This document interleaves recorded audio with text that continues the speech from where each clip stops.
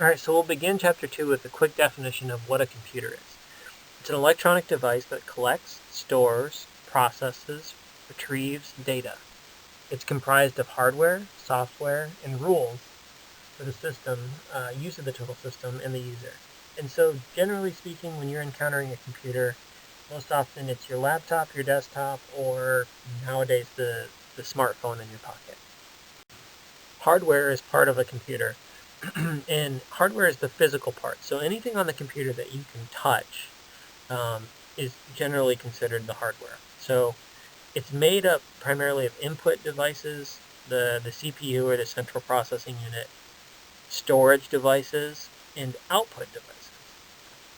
Input devices allow the user to submit data into the computer. So anytime you're entering something into the computer, that's an input device. Some examples include a keyboard, pretty self-explanatory. When you're typing, that's putting data in. A mouse, so when you're clicking left and right, that is putting data into the computer. The same is true for anything with a button, really. With touch screens, those touch screens are input devices. A microphone is an input device. It inputs audio data. An image scanner or fingerprint scanner is inputting image data or fingerprint data.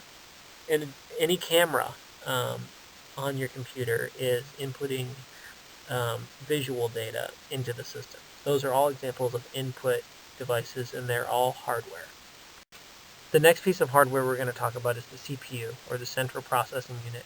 And think of it as essentially the brain of the computer, and it's the primary factor in how fast your computer is and its capability, how much work it can do at one time. So the CPU is made of three components. And the first is arithmetic logic. And so it executes numeric instructions. So the way that the computer is able to think, and you can't see my air quotes, but the way that it thinks is that it executes logic or instruction.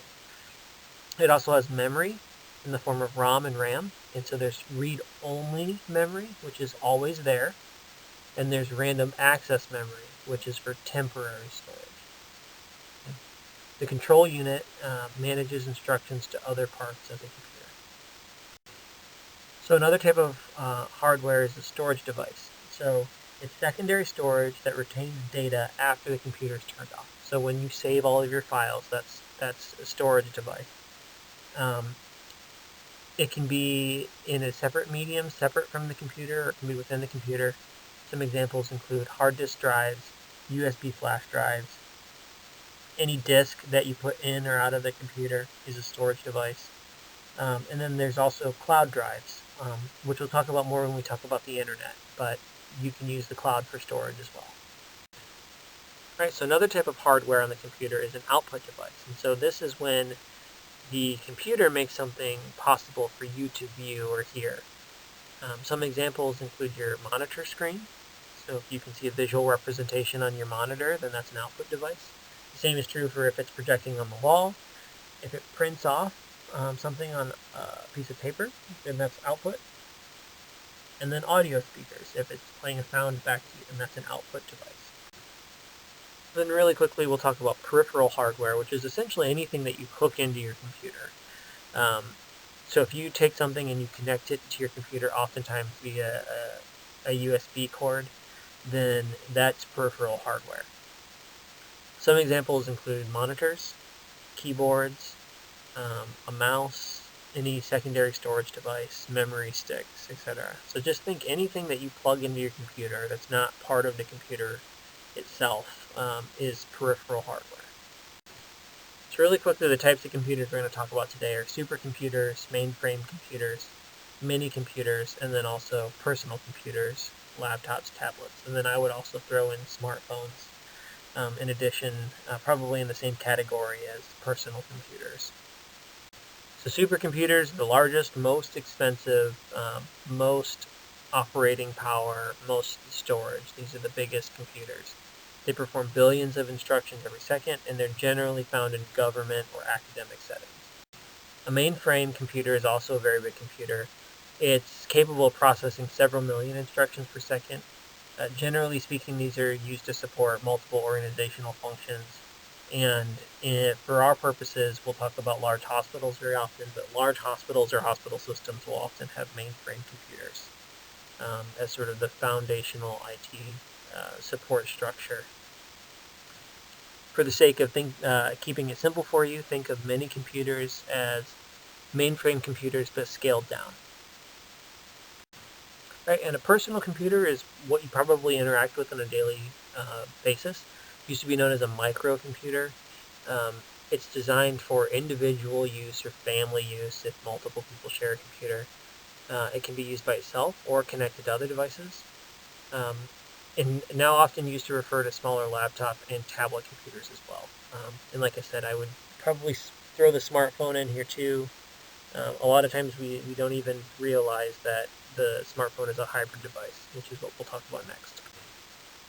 So hybrid devices are these devices that combine multiple capabilities within one tool. And so, not that anyone uses PDAs, but if you can remember, the first ones that came out were phones that also had the ability to play music and could also manage your calendar.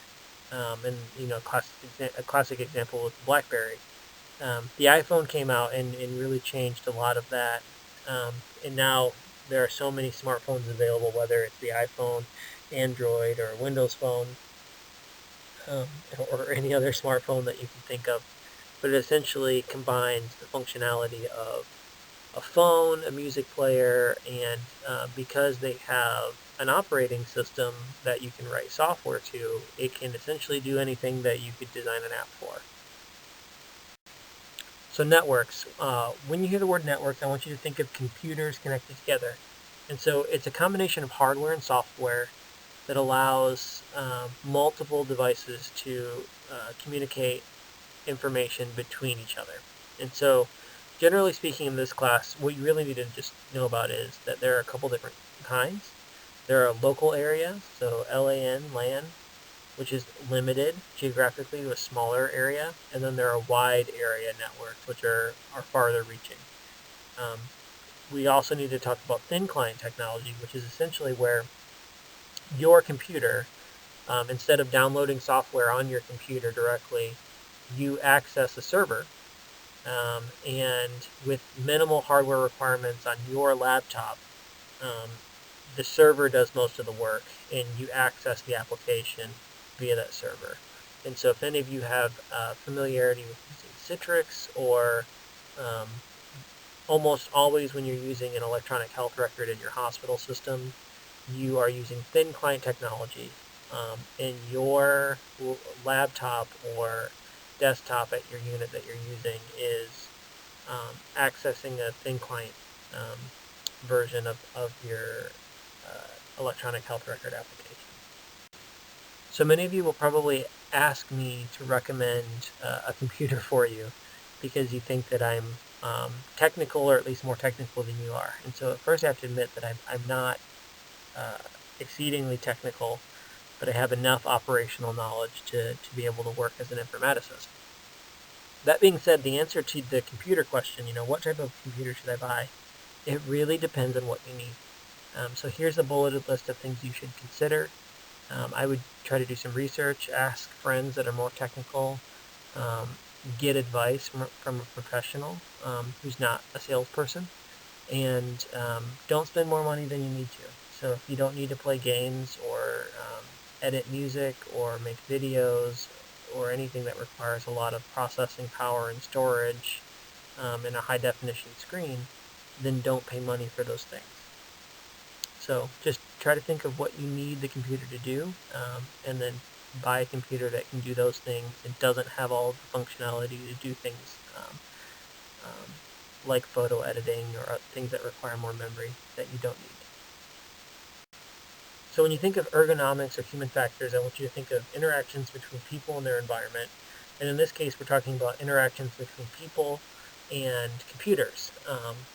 And we're talking about both computer hardware and software. And so when you hear us say the interaction between the human and the hardware, the actual computer itself, a lot of times that's usually falls under ergonomics or human factors. And when we talk about interaction between you and the software, we usually call that usability.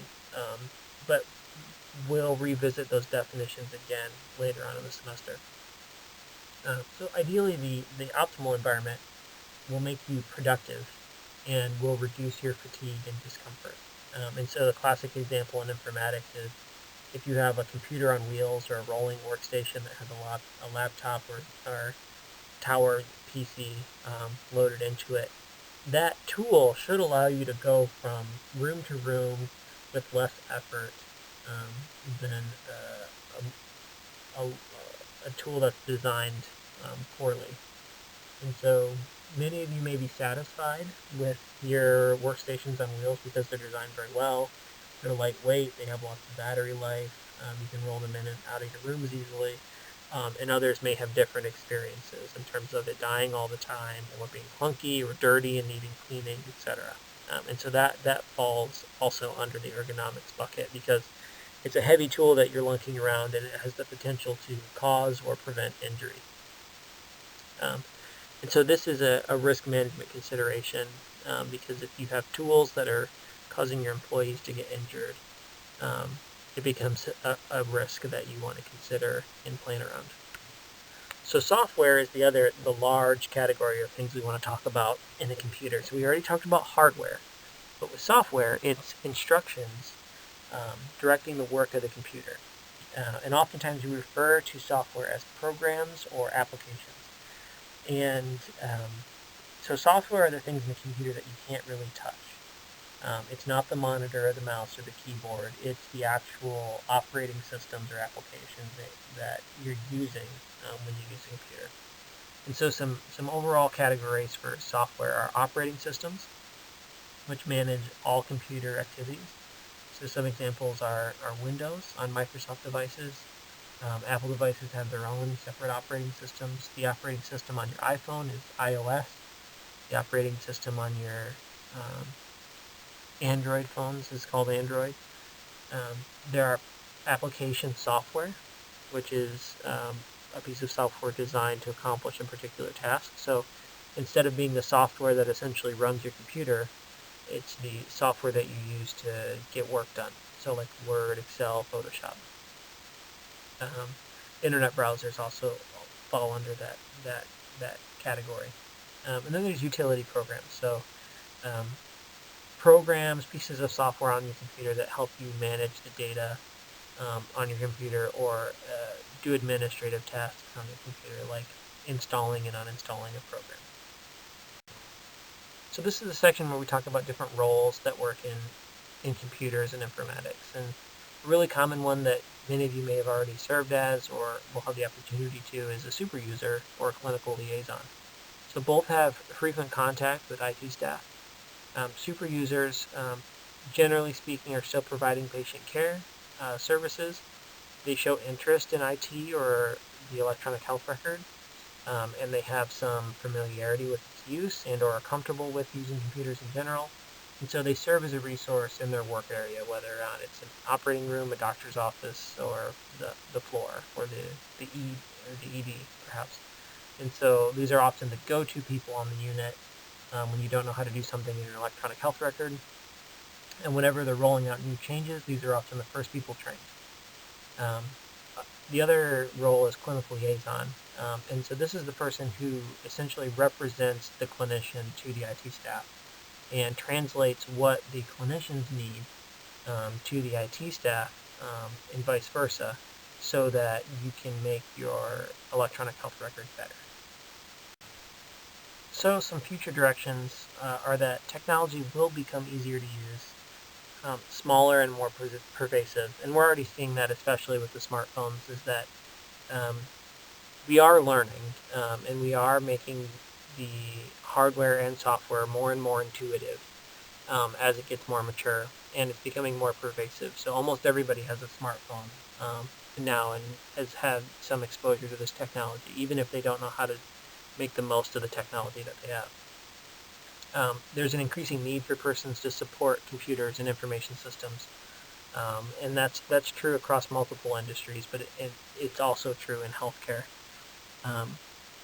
And systems that are currently prohibited will become commonplace as technology advances. So even things like use of your smartphone in the hospital. There are already some recent advancements that allow the smartphone to help you with a lot of common everyday nursing tasks. And so, while before use of the phone perhaps during work was discouraged, in the future it can be leveraged as a tool to support patient care.